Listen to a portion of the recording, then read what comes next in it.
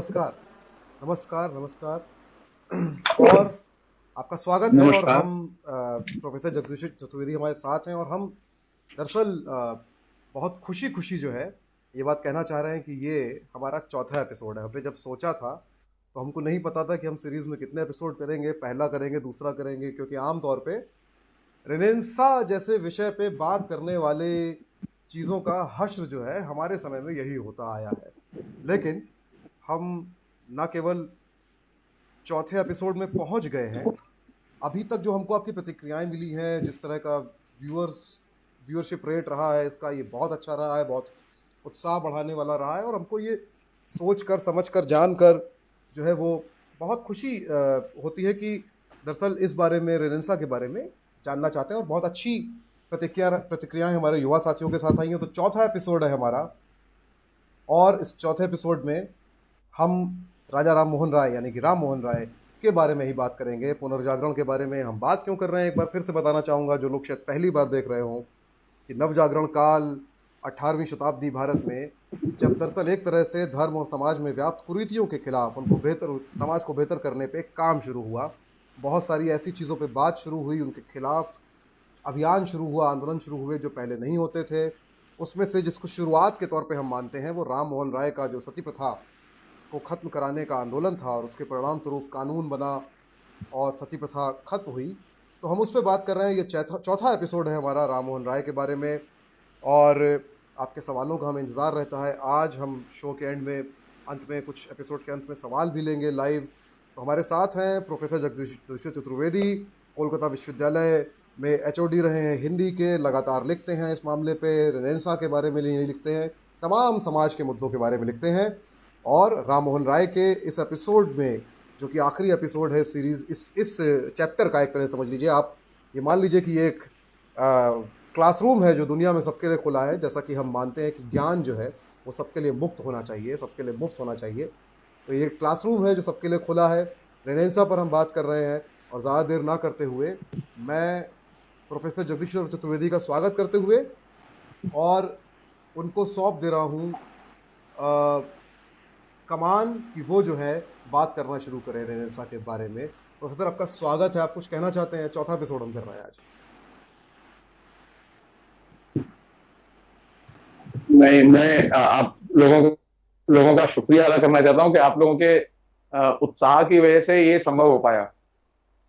अन्यथा यंग लोगों में इन विषयों के प्रति कोई रुझान नहीं है।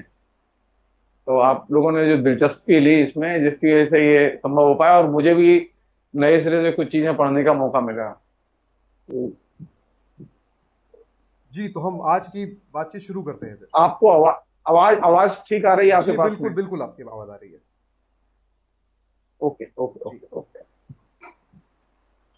तो हम लोग बातचीत शुरू करते हैं। जी अ, आज हम लोगों ने बातचीत का जो विषय रखा है वो ये कि ये एक तरह से राजा राजा राममोहन राय के दृष्टिकोण को लेकर और उनके काम को लेकर ये एपिसोड है, और ये राजा राममोहन राय पर केंद्रित ये आखिरी एपिसोड है। जी बातें बहुत सारी हैं, लेकिन इसमें जानबूझ के दो थीम चुनी है हमने। उसमें अंग्रेजी राज से संबंधित बातें हम लोगों ने पहले की थी थोड़ी बहुत, उनके आर्थिक विचारों के संदर्भ में। उससे आगे की कुछ एक दो बातें यहां रखी जाएंगी, और इसके अलावा जो थीम में जो चीज चुनी गई वो यह कि राजा राममोहन राय का अंग्रेजी राज मुसलमानों के प्रति और बंगाली नेशनलिटी के प्रति, जातीयता के प्रति, जी अपनी जिस समाज में वो पैदा हुए थे, जिस नेशनलिटी में वो पैदा हुए थे, उसके प्रति उनका क्या रवैया था और वो नेशनलिटी की दशा क्या थी। क्योंकि आज की स्थिति में ये एक बहुत ही ज्वलंत प्रश्न है कि बंगाली जाति का एक बार पुनर्मूल्यांकन किया जाए। और जिस तरह से आज के संदर्भ में मुसलमानों पर हमले बढ़े हैं और इस्लाम पर हमले बढ़े हैं, ये सोच के कि नवजागरण के जो पुरोधा थे जिन्होंने आधुनिक भारत बनाया, वे मुसलमानों के बारे में क्या सोचते थे। इस लिहाज से ये हमने आज थीम रखी कि अंग्रेजी राज, मुसलमान और बंगाली जाति था। इस प्रसंग में जो इंटरेस्टिंग चीज है वो ये कि सबसे पहले तो मैं एक चीज दर्ज करना चाहता हूं, ये कि हिंदी भाषी क्षेत्र में, और खासतौर पर जो हिंदी की साहित्य आलोचना है उसमें राजा राममोहन राय पर कुछ लिखा नहीं गया, और जिस व्यक्ति ने लिखा उसके लिखे पर कभी बात ही नहीं हुई। मसलन हिंदी आलोचना के जो शिखर पुरुष हैं रामविलास शर्मा, वो अकेले अकेले ऐसे आलोचक हैं जिन्होंने, रामविलास शर्मा ने विस्तार से राममोहन राय के ऊपर लिखा। ये चीज रिकॉर्ड में आनी जरूरी है, और बहुत ही शानदार लिखा। बल्कि ये कहें कि जो काम बहुत सारे हिस्टोरियंस हिंदी भाषी क्षेत्र के राजा राममोहन राय पर नहीं कर पाए, उनसे आगे बढ़ के वो काम किया उन्होंने, और वो नोटिस लिया जाना चाहिए। उनकी एक पुस्तक है भारतीय साहित्य की भूमिका, जो विद्यार्थी पढ़ना चाहें उनके संदर्भ के लिए मैं बता रहा हूं कि वो लोग पढ़ सकते हैं। उस पुस्तक में वो पूरा का पूरा एक चैप्टर है। जब वो निबंध लिख रहे थे तो उस समय उन्होंने लिखने के तत्काल बाद ही ये निबंध हम लोगों को दिया, और हम लोगों ने पश्चिम बंग हिंदी अकादमी की जो पत्रिका थी धूमकेतु, उसमें वो निबंध छापा था। बाद में उन्होंने ये अपनी इस पुस्तक में उसे शामिल किया। तो राजा राममोहन राय पर जो हिंदी भाषी लोग पढ़ना चाहते हैं उनके लिए रामविलास शर्मा का लिखा बहुत ही मूल्यवान और महत्वपूर्ण है, और खासतौर पर वे लोग जो मार्क्सवादी दृष्टिकोण से राजा राममोहन राय को देखना चाहते हैं उनके लिए भी वह लिखा हुआ बहुत महत्वपूर्ण है।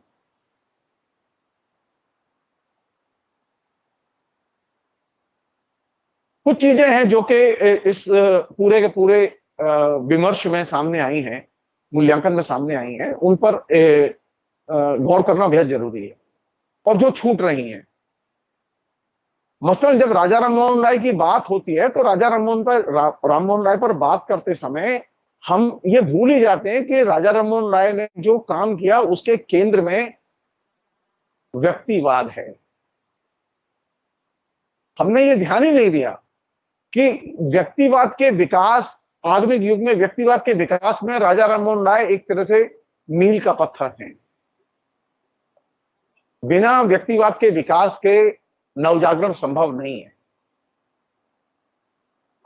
ये चीज तमाम किस्म के हिस्टोरियंस हैं जिन्होंने हिंदी में काम, अंग्रेजी में काम किया हिंदुस्तान के, उन लोगों के यहां भी ये चीज लैकिंग है, और ये चीज रामविलास जी के यहां भी लैकिंग है। राजा राममोहन राय का नवजागरण में जो योगदान है, वह योगदान जहां एक तरफ भारत की नई खोज हमारे सामने पेश करता है, परंपराओं के बारे में नए दृष्टिकोण को पेश करता है, वहीं एक नई चीज सामने आती है, और वह चीज क्या है जिसे हम लोग कहते हैं व्यक्तिवाद। तो राजा राममोहन राय के दृष्टिकोण के मूल्यांकन के दौरान यह चीज ध्यान रहे कि राजा राममोहन राय के दृष्टिकोण के केंद्र में व्यक्तिवाद है, और इस व्यक्तिवाद की मीमांसा की जानी चाहिए, जो कि अभी तक हुई नहीं है। उससे अनेक लेयर खुलेंगे, इसके नवजागरण के अनेक लेयर खुलेंगे। नवजागरण में जो सक्रिय ग्रुप हैं, व्यक्ति हैं, नवजागरण के बाद का जो विकसित मध्य वर्ग है, उसके भी अनेक लेयर इससे खुल सकते हैं। दूसरी चीज जो है वो नवजागरण के प्रसंग में और राजा राममोहन राय के प्रसंग में जो सबसे उल्लेखनीय लगती है मुझे, वो ये कि राजा राममोहन राय ने जो नवजागरण की शुरुआत की, वो नवजागरण है क्या असल में, इस पर बहुत कंफ्यूजन है।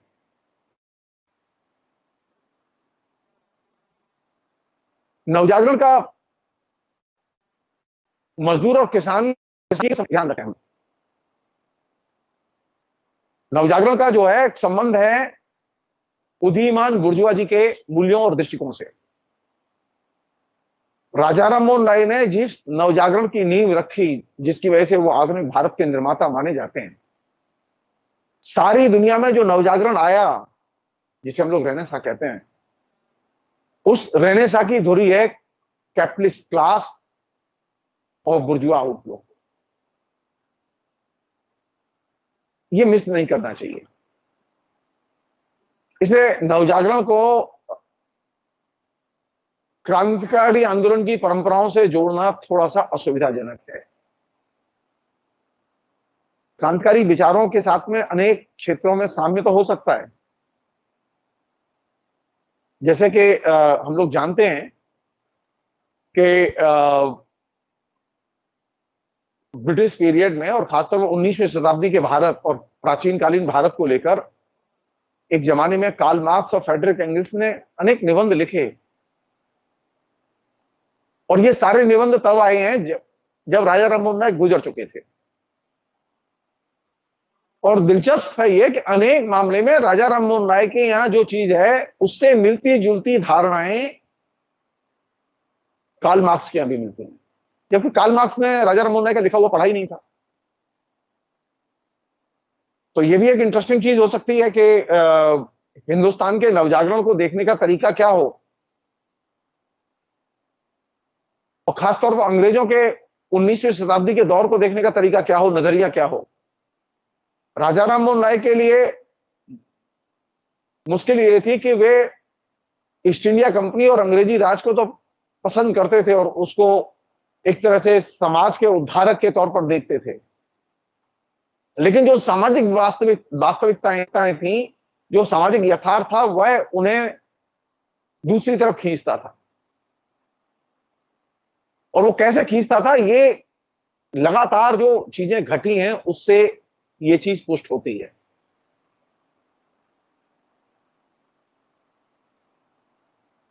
मसलन अंग्रेजों के बारे में राजा राममोहन राय की बड़ी पॉजिटिव राय थी। और वो राय क्या थी? वो राय ये थी कि अंग्रेजों का शासन उन्हें इसलिए अच्छा लगता था कि ब्रिटेन में जिस तरह के नागरिकों को अधिकार हैं वैसे ही अधिकार भारत में भी मिलेंगे। वे ये उम्मीद करते थे, वे मान के चल रहे थे कि भारत के और ब्रिटेन के लोगों के नागरिक अधिकारों में कोई फर्क नहीं होगा, तो शासन तो एक ही है। लेकिन जो जमीनी हकीकत थी वो एकदम अलग थी। हम गुलाम थे, ब्रिटेन मुक्त था। गुलाम के अधिकार और एक स्वतंत्र नागरिक के अधिकार, इन दोनों में फर्क होता है। एक ही शासन में ब्रिटेन में अभिव्यक्ति की आजादी थी प्रेस को, लेकिन भारत में अभिव्यक्ति की आजादी नहीं थी, बल्कि तरह तरह की सेंसरशिप से गुजरना पड़ता था अखबारों और पत्रिकाओं को। स्वयं राजा राममोहन राय को भी सेंसरशिप से गुजरना पड़ा और उनका अखबार मिरातुल अखबार बंद हो गया। तो ये उनकी आकांक्षा तो थी कि अगर ब्रिटिश शासक रहेंगे तो ब्रिटिश शासकों के रहने से एक फायदा तो ये होगा कि जो ब्रिटेन में नागरिकों को अधिकार है वही अधिकार भारत में भी होंगे। लेकिन ये संभव नहीं हुआ, उल्टा हुआ। दूसरी चीज जिसने कि एक नई स्थिति पैदा की वो ये कि राजा राममोहन राय के सामने एक समस्या थी जो कि ब्रिटेन में नहीं थी। ब्रिटेन बहुत विकसित अवस्था में था, वो इंडस्ट्रियलाइजेशन के फेज में दाखिल हो चुका था, इंडस्ट्रियल रिवोल्यूशन के फेज में दाखिल हो चुका था। और हमारे यहां जब अंग्रेज आए और ईस्ट इंडिया कंपनी के शासन ने विस्तार किया और राजा राममोहन राय का उदय होता है, यह वह दौर है जिसमें कि भारत के जो परंपरागत उद्योग हैं, कुटीर उद्योग हैं,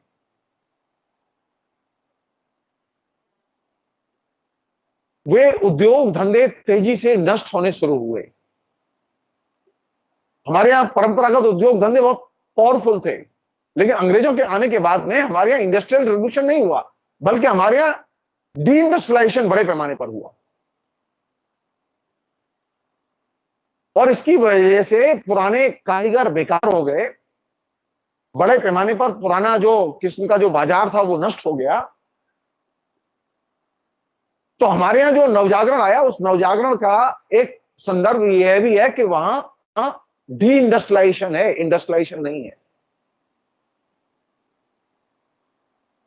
एक और चीज है जो कि बहुत इंटरेस्टिंग है। सब्यसाची भट्टाचार्य ने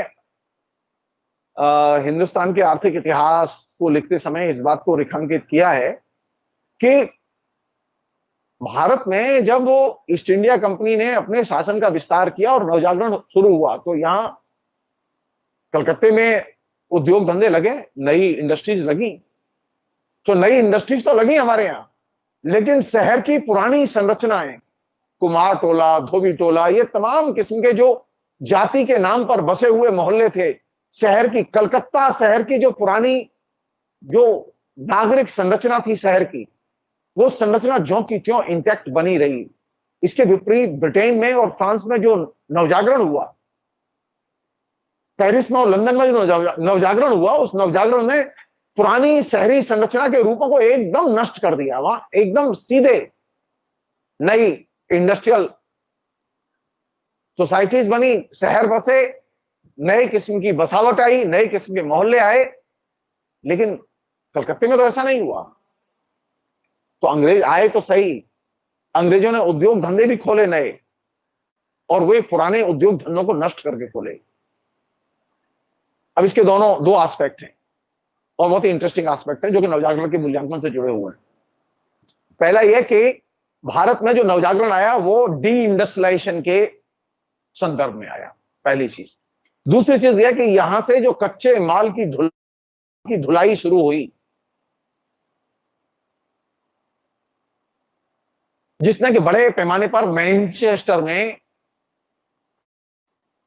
कपड़े की मिल और इंडस्ट्रियल रिवोल्यूशन को संभव बनाया। विचारणीय प्रश्न यह है कि अगर हमारे यहां नए आधुनिक उद्योग धंधे अंग्रेज न लगाते और पुराने उद्योग धंधे नष्ट न करते, तो क्या हमें प्रिंट रिवॉल्यूशन के लिए कागज मिलता? पुराने उद्योग धंधों में इतनी क्षमता नहीं थी कि हमारे अखबारों के लिए, पत्रिकाओं के लिए पर्याप्त कागज मुहैया करा सके। जो 19वीं शताब्दी में जो प्रिंट रिवॉल्यूशन हुआ, जिसके कि जनक राजा राममोहन राय ही माने जाते हैं, वो प्रिंट रिवॉल्यूशन इसलिए संभव हुआ क्योंकि मैनचेस्टर में, श्रीलंका शहर में बड़े पैमाने पर इंडस्ट्रियल रिवॉल्यूशन हुआ, और इंडस्ट्रियल रिवॉल्यूशन के जरिए जो इफरात में गुदड़ी या रद्दी कपड़ा हमें मिला, उसने बड़ी मात्रा में कागज के उत्पादन की संभावनाओं को जन्म दिया, और इसके जरिए हम अपने यहां प्रिंट रिवॉल्यूशन कर पाए, नवजागरण कर पाए। तो हमारे यहां जो डी इंडस्ट्रियलाइजेशन का संदर्भ है, उसकी तो चर्चा बहुत होती है हिस्ट्री में, रजनी पामदत्त के यहां, बिपिन चंद्रा के यहां और तमाम लोगों के यहां। लेकिन इस डी इंडस्ट्रियलाइजेशन के एक बाई प्रोडक्ट के तौर पर जो नया किस्म का जो उत्पाद शुरू हुआ, जो हमारे यहां जो अंग्रेजों ने जो इंडस्ट्रियलाइजेशन किया, उसके जरिए जो उत्पाद आया वो था रद्दी, गुदड़े, रद्दी कपड़ा, कटिंग का कपड़ा। और ये कटिंग का कपड़ा, इसने बड़े पैमाने पर कागज के उत्पादन को जन्म दिया, और उस कागज ने बड़े पैमाने पर पत्र पत्रिकाओं के प्रिंटिंग की संभावनाओं को पैदा किया। और यही वजह थी कि हमारे यहां नवजागरण संभव हुआ, तो बिना पत्र पत्रिकाओं के प्रचार प्रसार के नवजागरण संभव नहीं। तो हमारे यहां जो नवजागरण आया, उस नवजागरण के केंद्र में पहली चीज बुर्जुआजी की मूल्य और आकांक्षाएं हैं, वर्किंग क्लास का रिवॉल्यूशन नहीं। इसलिए वर्किंग क्लास के पर्सपेक्टिव से, वर्किंग क्लास के रिवॉल्यूशन के साथ में नवजागरण को जोड़कर नहीं देखा जाना चाहिए, क्योंकि नवजागरण जब आया उसके साथ में अंग्रेज जो आए, ये दोनों चीजें पैरेलल चली। अंग्रेजों का आना, नवजागरण के एजेंडे का सामने आना, ये दोनों चीजों के आने के साथ साथ जो चीज घटी वो ये कि परंपरागत उद्योग धंधे नष्ट हुए। हमारे यहां परंपरागत जो कारीगर थे वो बेकार हुए, बड़ी संख्या में बेकार हुए, तो मजदूरों को तो नुकसान हुआ इससे। हाँ, ये बात जरूर थी कि राजा राममोहन राय की सहानुभूति मजदूरों के साथ थी, ये एक पॉजिटिव पक्ष था। लेकिन राजा राममोहन राय का जो पूरा एजेंडा है, वो एजेंडा एक उदीयमान बुर्जुआजी और उससे जुड़ी हुई जो आधुनिक व्यवस्था है उससे जुड़ा हुआ है, इसमें कोई कंफ्यूजन नहीं होना चाहिए।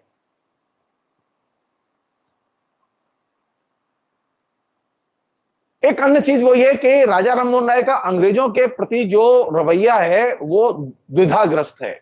एक तरफ वो उनके प्रशंसक हैं, उनको बनाए रखना चाहते हैं, दूसरी तरफ जो सामाजिक हकीकत है वो उन्हें आलोचना करने के लिए मजबूर करती है।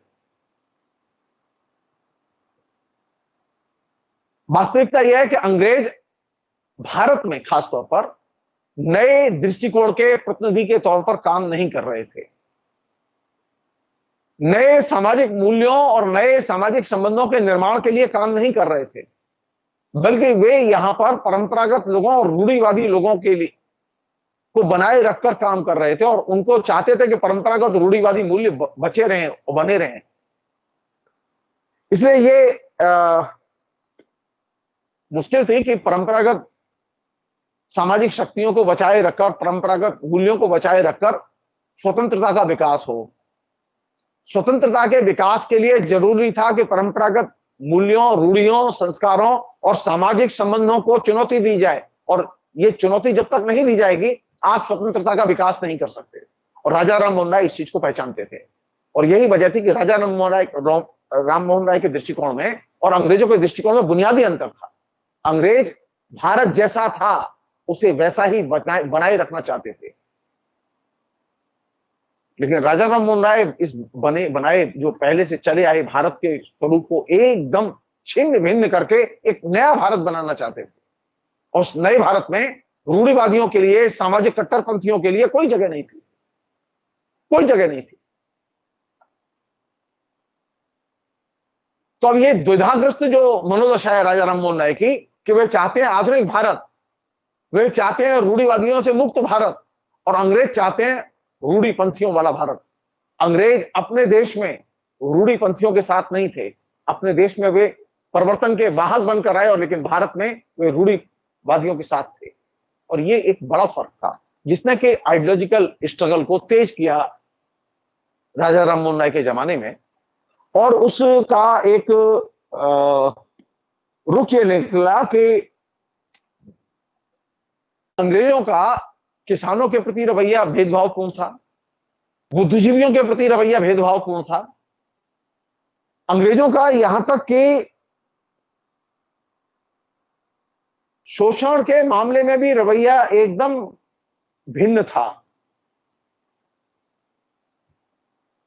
अंग्रेजों ने हमारे यहां बड़े पैमाने पर जमींदारी प्रथा और जमींदारों को बनाए रखने में महत्वपूर्ण भूमिका अदा की। और ये एक पक्ष ऐसा था कि आधुनिक भारत का निर्माण कर रहे हैं, तो ये कृषि दासता के रूपों और जमींदारों के शोषण और उत्पीड़न के खिलाफ तो आवाज बुलंद करनी होगी। राजा राम मोहन राय का ये सबसे कमजोर पक्ष भी था। राजा राम मोहन राय जमींदारों के खिलाफ में कम बोलते थे, बोला ही नहीं, बल्कि ये कहना ज्यादा सही होगा। तो आधुनिक भारत कैसे बनेगा? आधुनिक भारत के निर्माण के लिए कौन सी चीज जरूरी है? और बंगाल की दशा क्या थी उस समय? वो एक जगह लिखते हैं राजा राम मोहन राय, कोट, अंग्रेज और बंगाल के संदर्भ को ध्यान रखें हम लोग, और आज का बंगाल ध्यान रखें। ये मैं जानबूझ के कह रहा हूं। उन्होंने लिखा है, बंगाल में अंग्रेज एकमात्र शासक हैं। यहां अंग्रेज का नाम ही लोगों को डराने के लिए काफी है। ऐसे बंगाल में गरीब, डरपोक और विनम्र निवासियों के अधिकारों में हस्तक्षेप करना, उनके धर्म में दखलंदाजी करना ईश्वर या जनता की निगाह में कोई न्यायपूर्ण काम नहीं माना जा सकता। अनकोट। अंग्रेजों का शासन बंगाल में एकदम आतंक का शासन था। हर बंगाली डरता था उनसे।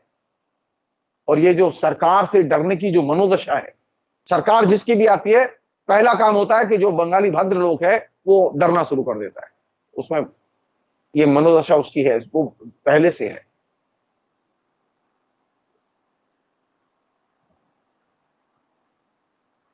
नए शासन के प्रति बहुत जल्दी रुझान पैदा नहीं होता था, और उस समय भी नहीं था। इसलिए अंग्रेजों का आतंक और अंग्रेजों के आतंक में जीने वाली बंगाली जाति, उस बंगाली जाति में लगातार पतनशील मूल्यों का बड़े पैमाने पर प्रचार प्रसार। बंगाली जाति की खूबी क्या थी कि बंगाली जाति में लगातार तमाम किस्म की जितनी भी ह्रासशील चीजें थी परंपरा में, सामाजिक जीवन में, वे ह्रासशील चीजें बड़े पैमाने पर नजर आईं। और इन ह्रासशील चीजों को देखते हुए राजा राम मोहन राय ने कई चीजें बड़ी खूबी के साथ रेखांकित की। और ये चीजें ऐसी थी जिन पर कि कभी ध्यान ही नहीं गया। मसलन ये जो बंगाली जाति में जो स्त्रियों के प्रति जो भेदभाव का रवैया है, कैसी थी स्त्री जाति? राजा राम मोहन राय कहते हैं, बहुत ही इंटरेस्टिंग है ये, और उससे ये पता चलेगा कि हम किस दौर में आखिर दाखिल हुए।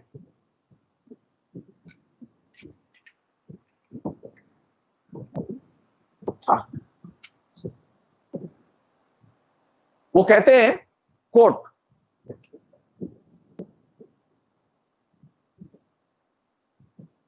कि बंगाली जाति की खूबी क्या है, किस चीज के लिए बंगाली जाति जानी जाती है।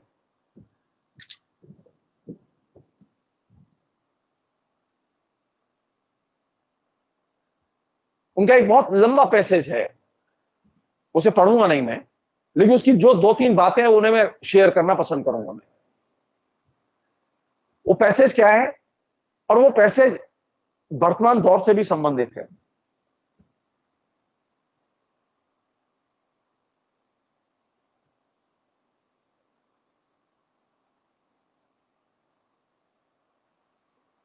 उस समय जो आदत थी लोगों की, और जो अभी बनाई जा रही है, उस समय क्या आदत थी?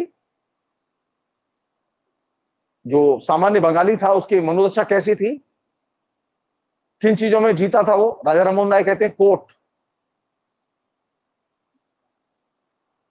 मनोदशा ये थी कि धर्म के अनुसार आचरण करेंगे तो उसका पुरस्कार मिलेगा, और जिनका वरना अगले जन्म में उनको उसका दंड मिलेगा, अनकोट। यानी कौन सी चीज थी जिस पर कि सबसे ज्यादा बंगाली जाति, क्यों धर्म से लिबरेट करना चाहते थे राजा राममोहन राय बंगाली जाति और हिंदुस्तान को? राजा राममोहन राय ने जिस एकेश्वरवाद के दृष्टिकोण का प्रचार किया, जिस वेदांत को आधार बनाया, वो वेदांत तो धर्म नहीं है। वेदांत तो दर्शन का एक स्कूल है, दृष्टिकोण है। तो राजा राममोहन राय ने पहली बार एक ऐसा रास्ता चुना और एक ऐसा दृष्टिकोण प्रस्तावित किया जो कि भारतीय ट्रेडिशन में कभी किसी ने पेश ही नहीं किया। यानी मनुष्य के दृष्टिकोण का आधार दर्शन को बनाया जाए, धर्म को नहीं। दर्शन के आधार पर दृष्टिकोण का निर्माण हो और दर्शन के आधार पर व्यक्तित्व का निर्माण हो। अब तक यह था कि हम जाति और धर्म के आधार पर व्यक्तित्व का और दृष्टिकोण का निर्माण करते थे और देखते थे उसे। लेकिन राजा राममोहन राय ने जब वेदांत की बात की और वेदांत के आधार पर एकेश्वरवाद की बात की, तो वे सीधे सीधे वेदांत को जब अपने दृष्टिकोण के केंद्र में लेकर आते हैं तो वे वस्तुतः धर्म को रिप्लेस करते हैं। और ये बड़ा डिपार्चर था पूरे पिछले 2000 वर्ष के मानव सभ्यता के इतिहास में। किसी भी इंटेलेक्चुअल ने यह जरूरत नहीं की कि पहचान के आधार से धर्म को अलग कर दिया जाए, किसी भी रूप में धर्म को न रखा जाए। और ये बड़ा डिपार्चर था। इसको हम लोगों ने एकेश्वरवाद, बहुदेववाद, मूर्ति पूजा, इन तमाम प्रपंचों में एकदम भुला दिया। क्यों महत्वपूर्ण है दर्शन का दृष्टिकोण? अभी तो स्थिति है कि लोग दर्शन के दृष्टिकोण के आधार पर बात ही नहीं करते, बल्कि सच ये है, जीवन का सच ये है कि सामान्य तौर पर हम जिन चीजों को देखते हैं, समझते हैं, बोलते हैं, चाहे वो साहित्य की हो, चाहे वो राजनीति की हो, चाहे वो धर्म की हो, चाहे वो दर्शन की हो, चाहे वो समाज विज्ञान की हो, इन सबके केंद्र में कोई ना कोई दार्शनिक दृष्टिकोण होता है। लेकिन हम अब साहित्य को दर्शन से जोड़कर नहीं देखते, राजनीति को दर्शन से जोड़कर नहीं देखते। दर्शन हमारे डिस्कोर्स का हिस्सा ही नहीं। दर्शन का मतलब आइडियोलॉजी। व्यक्तित्व के निर्माण में दृष्टिकोण की भूमिका होती है और दृष्टिकोण के निर्माण में एक विचारधारा की भूमिका होती है। ये चीज पहली बार राजा राममोहन राय ने हमारे मूल्यांकन के क्षेत्र में प्रस्तुत की और इसने पूरा का पूरा मानव सभ्यता का डिस्कोर्स ही बदल दिया। अब मनुष्य किससे पहचाना जाएगा? विचारधारा से, दर्शन के दृष्टिकोण से।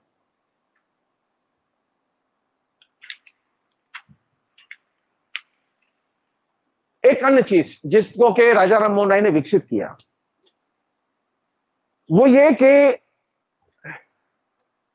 राजा राममोहन राय ने जब अपने दृष्टिकोण का प्रतिपादन किया तो वे पहला काम क्या किया कि उन्होंने बर्बरता की जो परंपराएं थी भारतीय समाज की या हिंदू समाज की, या उन बर्बरता की परंपराओं को एक सिरे से अपने व्यक्तित्व से अलग किया, या अपने व्यक्तित्व को उन बर्बरता की परंपराओं से अलग करके पेश किया। वे अपने को ये तो कहते हैं कि मैं हिंदू हूं, वे हिंदू होने से इनकार नहीं करते, लेकिन वे हिंदू धर्म की जो बर्बर परंपराएं, वे भारतीय होने में गर्व तो महसूस करते हैं, लेकिन भारतीय समाज की जो बर्बर परंपराएं उनसे अपने को जोड़कर नहीं देखते।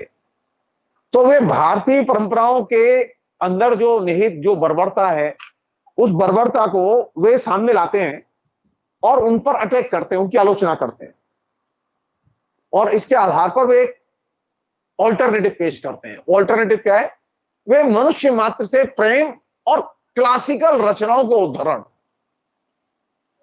राजा राममोहन राय की बातचीत में, डिस्कोर्स में बार बार मध्यकालीन, प्राचीन कालीन जो क्लासिकल रचनाएं हैं वे आती हैं।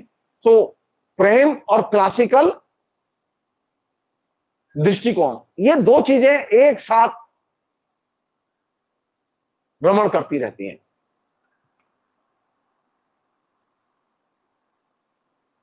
मसलन जब वे अंग्रेजों से बात कर रहे थे तो वे अंग्रेजों से बात करते समय जो उन्होंने मेमोरेंडम दिया उसमें उन्होंने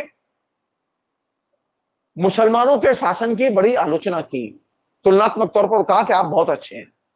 कैसे कहा उन्होंने? कोट उन्होंने लिखा, कई शताब्दियों तक अधिकांश हिंदुस्तान मुस्लिम शासन के अधीन रहा। उसके मूल निवासियों के नागरिक और धार्मिक अधिकारों को बार बार कुचला गया। विजेताओं के निरंतर अत्याचार के कारण अंत में दक्षिण में उसकी प्रजा का एक बड़ा समुदाय जो आगे चलकर मराठा कहलाया और पश्चिमी प्रदेशों में दूसरा समुदाय जो अब सिख कहलाता है, विद्रोह करने पर बाध्य हुए। जब मुस्लिम सत्ता कमजोर हुई तब वे अंततः अपनी स्वाधीनता कायम करने में सफल हुए, परंतु बंगाल के निवासी शारीरिक शक्ति के अभाव और सक्रिय जीवन की उपेक्षा के कारण मुस्लिम विजय के पूरे दौर में उस समय की सरकार के वफादार बने रहे। यद्यपि उनकी संपत्ति अक्सर लूटी गई, उनके धर्म का अपमान किया गया और मनमाने ढंग से उनका खून बहाया गया, आखिर दैवी सत्ता ने अपनी विशद अनुकंपा से अंग्रेज जाति को प्रेरित किया कि वह इन अत्याचारियों का शिकंजा तोड़े और बंगाल के सताए हुए देशी लोगों को अपने संरक्षण में ले। कलकत्ते को अपने अधीन प्रदेशों की राजधानी बनाकर उन्होंने उसे अपनी कृपा के ऐसे विशेष अवदानों से विभूषित किया जैसे अवदानों की अपेक्षा आजाद लोगों से की जा सकती थी।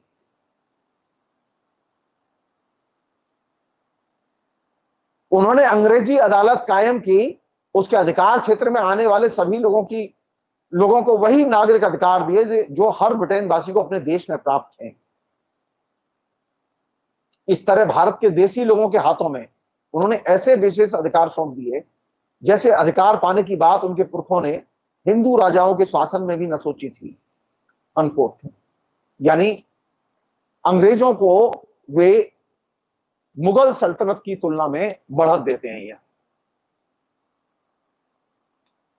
लेकिन एक चीज, इसी मेमोरेंडम में थोड़ी देर बाद वे एकदम भिन्न नजरिया पेश करते हैं, क्योंकि जो जिंदगी की वास्तविकता, जैसा मैंने आपसे कहा कि जिंदगी की वास्तविकता बार बार उन्हें अपनी तरफ खींचती थी और उनका जो अपना दृष्टिकोण था, वे अंग्रेजों के भक्त थे, अंग्रेजों को चाहते थे, वो दृष्टिकोण अंग्रेजों की तरफ खींचता था, लेकिन जनता की जो दशा है और उनका जो परंपरा का ज्ञान है और जो क्रिटिकल मूल्यांकन है वह उन्हें दूसरी तरफ ले जाता था।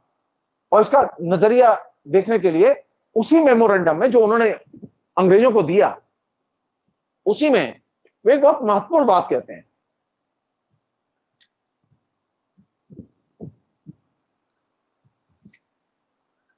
हाँ,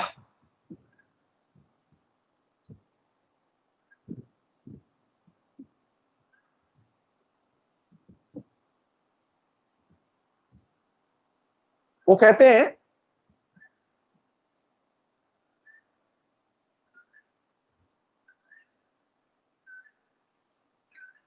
नंबर 1,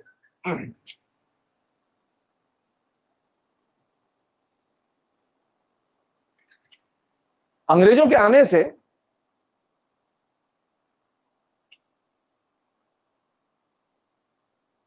और मिशनरी के प्रचार से भारत के अंदर लोगों के अंदर एक खास तरह का भय पैदा हुआ। और भय के साथ साथ जो चीज पैदा हुई, वो सबसे जो डिस्टर्बिंग चीज थी, वो क्या थी अंग्रेजों के आने के बाद, जो कि पहले नहीं थी? वो ये थी कि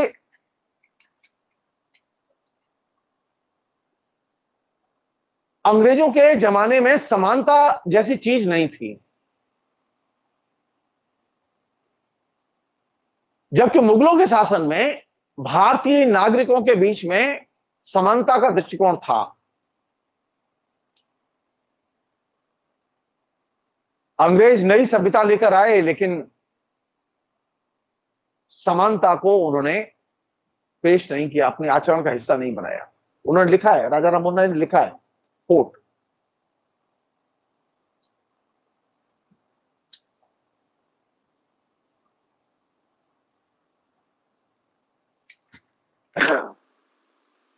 सॉरी, वो कहते हैं कि मुगलों के शासन में अंग्रेजों के शासन की तुलना में सबसे महत्वपूर्ण चीज क्या थी? मुगलों के शासन में तमाम महत्वपूर्ण पदों पर हिंदुओं को नियुक्त किया गया। वो चाहे सेनापति का पद हो, चाहे वो मंत्री का पद हो, चाहे वो नीचे के पद हो, जो प्रतिभाशाली लोग थे उनका सम्मान भी किया जाता था वहां। और हिंदू मुसलमान के आधार पर अंग्रेजों के मुगलों के शासन में कोई भेदभाव नहीं था।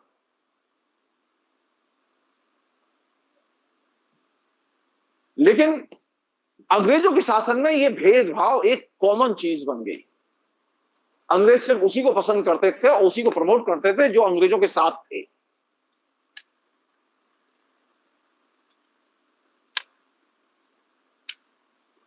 उनके शब्दों में कहें,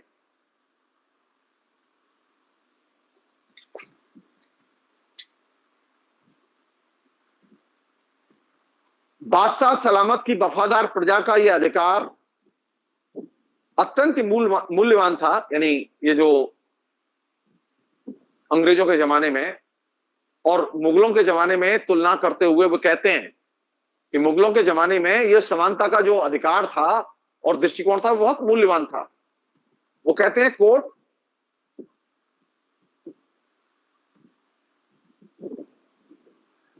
कि बादशाह सलामत की वफादार प्रजा का यह अधिकार अत्यंत मूल्यवान था। उसका निरस्त किया जाना इसलिए और भी भयावह है कि यह उस प्रजा के नागरिक और धार्मिक अधिकारों का घोर उल्लंघन है। प्रजा को आशा थी कि अंग्रेजी राज के अधीन वह हमेशा सुरक्षित रहेगी। बादशाह सलामत को मालूम हुआ कि पहले के मुसलमान शासकों के अधीन इस देश के निवासी मुसलमानों के साथ हर तरह के राजनीतिक अधिकारों का भोग करते थे। राज्य में जो सबसे ऊंचे पद थे वे उन्हें प्राप्त हो सकते थे। उन्हें फौजों की कमान सौंपी जाती थी और प्रांतों की सरकार वे चलाते थे और अक्सर बादशाह के सलाहकार नियुक्त किए जाते थे। उनका धर्म अथवा जन्म स्थल क्या है, इस कारण उन्हें कहीं निम्न श्रेणी का नहीं माना जाता था। उन्हें जमीन दी जाती थी और उस पर उन्हें मालगुजारी न देनी होती थी। शासन में जो ऊंची से ऊंची तनख्वाह थी वह उन्हें मिलती थी। कुछ पद ऐसे थे जो बहुत विश्वास और आत्मसम्मान के समझे जाते थे।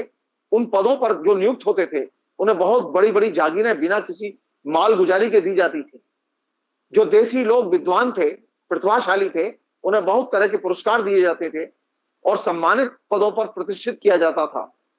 यद्यपि अंग्रेज राज में भारतवासियों ने यह राजनीतिक फल पूरी तरह खो दिया है, फिर भी बादशाह सलामत की वफादार प्रजा मन को यह तसल्ली देती थी कि वह उन धार्मिक और राजनीतिक अधिकारों को अधिक सुरक्षित होकर भोगेगी जिन्हें मुसलमानों की असहिष्णुता और लोभ ने अक्सर कुचला था। राजनीतिक पद और शक्ति खो जाने पर भी भारतवासी अपने को ज्यादा खुश महसूस करते थे कि अपने पुरखों की अपेक्षा वे नागरिक और धार्मिक स्वतंत्रता अधिक भोगते थे। लेकिन अब ये बचे हुए अधिकार मनमाने ढंग से निरस्त किए जाएं और जो उनमें सबसे मूल्यवान है उनका पालन एक या दो व्यक्तियों की इच्छा पर निर्भर रह जाए, तो जिस आधार पर यहां के निवासियों ने अंग्रेजी राज के अंतर्गत सुख शांति की आशा की थी वह आधार नष्ट हो जाएगा।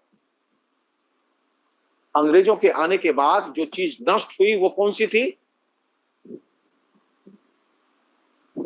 हिंदू, मुसलमान, सिख, ईसाई, इन तमाम लोगों के बीच में जो समानता का जो अधिकार था, धार्मिक अधिकार थे, स्वतंत्रता का अधिकार था, अभिव्यक्ति का अधिकार था, प्रेस की आजादी थी, ये नष्ट हुई। और राजा राममोहन नायक ने इस पर गहरी चिंता व्यक्त की कि ये जो नई जो बादशाहत आई है, उस नई बादशाहत जो अंग्रेजों की बादशाहत आई, इस बादशाहत ने जो सबसे खराब काम किया वो क्या किया कि उसने सामान्य जीवन में, अभिव्यक्ति के क्षेत्र में, इंटेलिजेंसिया में, विभिन्न सामाजिक वर्गों के बीच में जो पहले से व्याप्त चली आ रही जो समानता थी उस समानता को नष्ट कर दिया। यानी हमारे समाज में जो भेदभाव की परंपरा, फूट की परंपरा, वो कब से पैदा हुई? वो पैदा हुई अंग्रेजों के आने के बाद। अंग्रेजों के पहले ये परंपरा नहीं थी। एक अन्य चीज जिस पर के बहुत ही सब लोग ध्यान देते हैं और हम लोगों को भी इस पर ध्यान देना चाहिए, वो ये कि वो आज के लिए भी बहुत महत्वपूर्ण है, बहुत रिलेवेंट है। उन्होंने एक जगह लिखा है, उसमें उल्लेखनीय बात यह है कि राजा राममोहन राय अकबर को पसंद करते थे, लेकिन औरंगजेब के बहुत कटु आलोचक थे, औरंगजेब को एकदम नापसंद करते थे। और लिखा भी उन्होंने कि औरंगजेब बर्बर था। तो अकबर का भी समर्थन करते थे, लेकिन औरंगजेब का विरोध करते थे। उन्होंने लिखा है, कोट, और ये अंग्रेजों को याद दिलाते हुए लिखा है। ये पैराग्राफ जो अभी पढ़ रहा हूं, ये आज के संदर्भ में भी प्रासंगिक है। राजा राममोहन राय ने अंग्रेजों को याद दिलाते हैं हुए लिखा कि जितने निरंकुश शासक होते हैं वे ज्ञान के प्रसार से डरते हैं।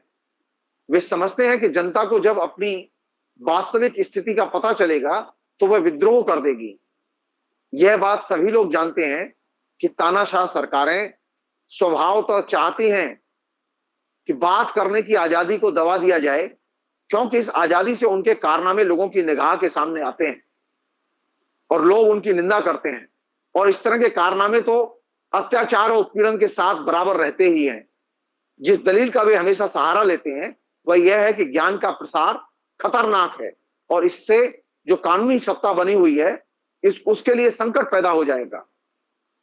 कारण यह कि लोग जब ज्ञान का प्रकाश देखेंगे तो उन्हें पता चलेगा कि अपने एक साथ प्रयत्न करने से वे थोड़े से आदमियों का जुआ फेंक सकते हैं और इस तरह सत्ता के भार से पूरी तरह मुक्त हो सकते हैं। अनकोट।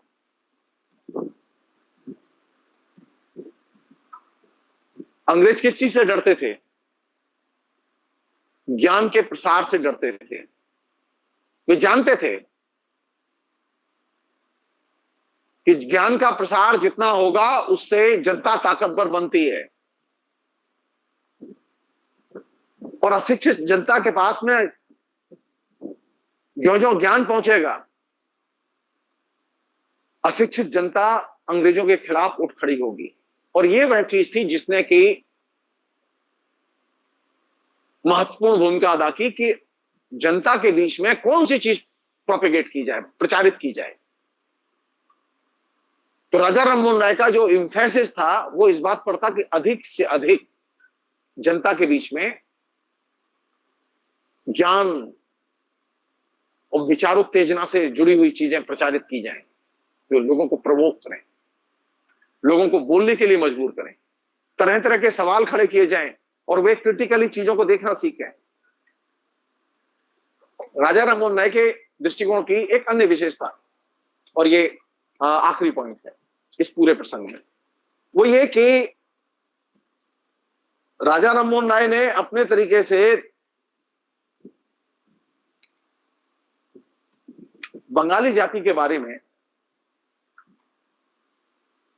जो चीज सोची थी, जिसे हम लोग अपने तरीके से आज के जमाने की भाषा में कहें आइडेंटिटी पॉलिटिक्स कहते हैं, अस्मिता की राजनीति कहते हैं। अगर मुझसे पूछा जाए तो अस्मिता की राजनीति का सबसे पहला और बड़ा आर्किटेक्ट, निर्माता अगर कोई है तो वो राजा राममोहन राय।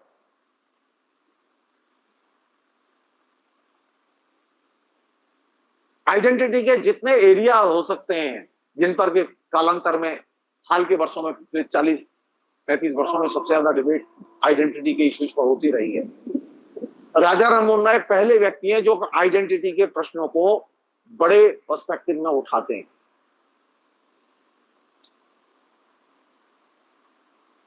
मसलन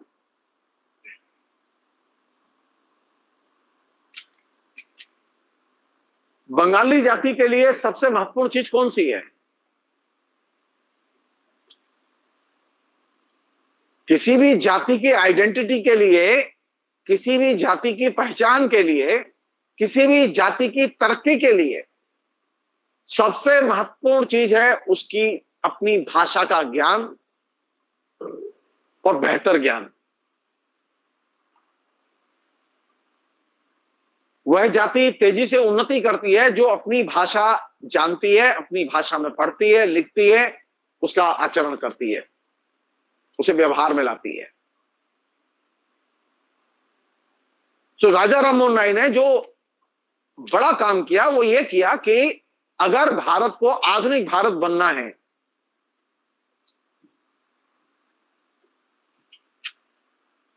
और बंगालियों को आधुनिक बंगाली बनना है, तो उन्हें कौन सी चीज सीखनी होगी? अगर हिंदी भाषियों को आधुनिक हिंदी भाषी बनना है तो उन्हें कौन सी चीज सीखनी होगी? इंजीनियरिंग, डॉक्टरी या हिंदी? बंगाली को अगर बंगाली बनना है तो कौन सी चीज सीखनी होगी? बंगला या मैथमेटिक्स?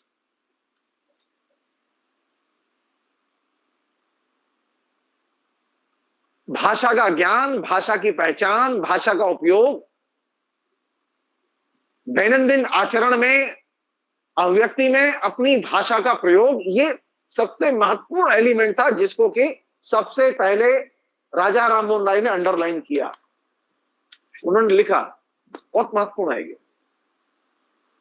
बंगाल में जो भाषा बोली जाती है, जब हम उसकी परीक्षा करते हैं तब पश्चिमी प्रांतों की भाषाओं में बहुत बड़ा फर्क पाते हैं। वे यहां बहुत दिनों के रहने के बाद भी यहां की भाषा समझ पाते हैं। पश्चिमी प्रांतों के लोग विभिन्न धंधों में लगे हुए यहां बहुत बड़ी संख्या में हैं और वे बंगला भाषा सीख रहे हैं, फिर भी बंगाली उनकी बात कम समझते हैं और उनसे संपर्क भी बहुत घनिष्ठ नहीं होता। तेलंगाना और दक्षिण के जो दूसरे सूबे हैं वहां संस्कृत स्रोत की भाषाएं नहीं हैं। वे बंगाल की भाषा से और पश्चिमी प्रांतों की भाषाओं से और भी अलग हैं। जैसे इनकी भाषाएं अलग हैं, वैसे ही इनका पहनावा अलग है, उनका रहन सहन अलग है, उनके आचार विचार अलग हैं। जो भी इनसे थोड़ा बहुत परिचित होता है वह इन भेदों को बहुत अच्छी तरह परख लेता है। भारत में विभिन्न भाषाएं हैं, विभिन्न भाषाओं के बोलने वाले हैं, उनके अंतर हैं और ये जो विभिन्न भाषाओं के भेद हैं, ये भेद संस्कृति के भेदों और अंतरों को भी सामने लाते हैं।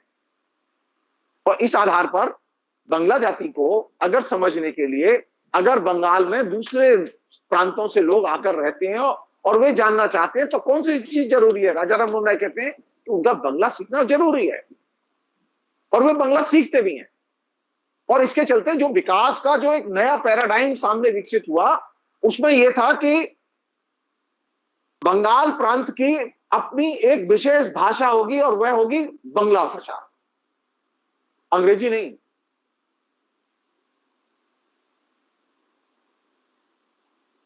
सो बंगाल की अपनी प्रांतीय आइडेंटिटी,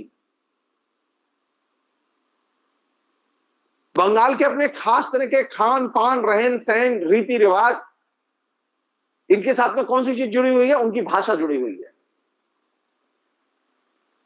तो भाषा के अध्ययन के लिए, भाषा को जानने के लिए जीवन शैली को जानना और जीवन शैली के रूपों और रीति रिवाजों को जानना बेहद जरूरी है।